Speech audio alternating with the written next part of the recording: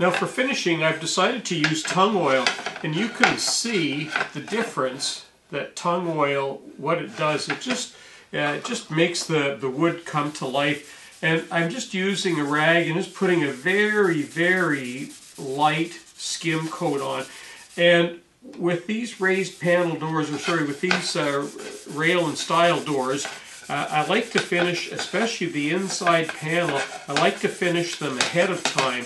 But in this case, I'm actually going to finish all of the wood, and you can see what a difference that has made. Now I'm going to give all of the components one quick going over with Tung Oil, and I'm going to coat everything except the back. And I can do the back later on.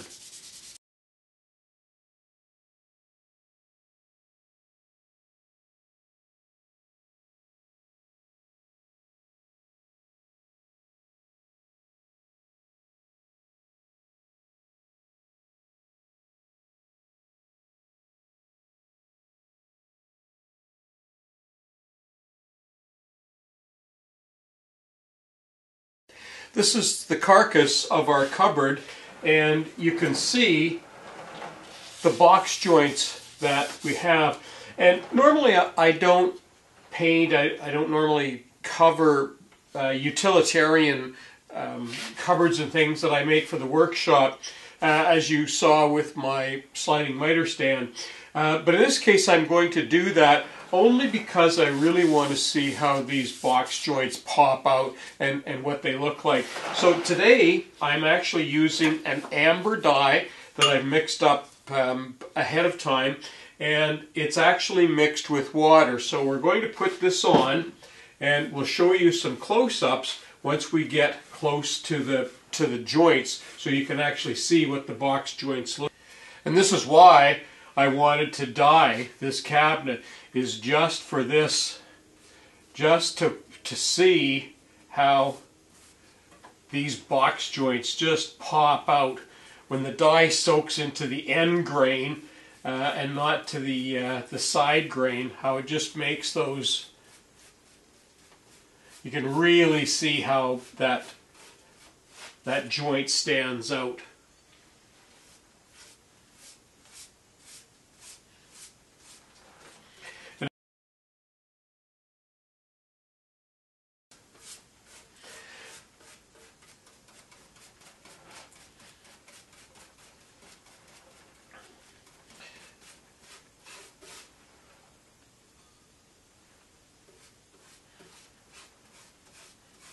And there's the full side of that cabinet. You can see how those joints just pop out like that. So I'm going to carry on here. I'm not going to videotape all of this because you don't need to watch somebody painting.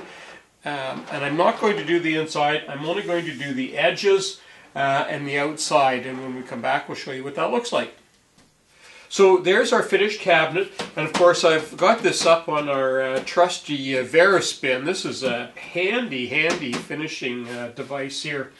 But there's the back, or the side rather, the one that we started on, and you can see how those joints, how they pop out because the dye soaks into the end grain and makes it a little bit darker. And we'll go over to the other side. There's the side you haven't seen yet, and you can see how it does the same thing, how the joints pop out. And are sort of emphasized. I like working with pine. It gives a nice finish. This has got a nice grain to it, and especially it's got some nice knots in it throughout that adds a little bit of distinction to it. The one thing about pine is it can be a bit blotchy sometimes finishing. That's why we recommend a pre-finish. I didn't do that in this one. We don't do that with a water treatment. So we'll let that dry, we'll let that dry, we'll let the dye dry, and then we'll come back and give that a Tung Oil finish. Okay, the carcass is dry now, and I've gone over it very lightly with the 280 grit sandpaper because this was a water-based dye, so it tends to raise the grain just a little bit, and it did, and it's all nice and smooth now. So I'm just now going to go back, and you can see how these box joints how they've dulled down a bit now. But I'm going to put on some Tung Oil. I'm going to put the first coat of Tung Oil on, and you can watch how these, and this is what they're going to do.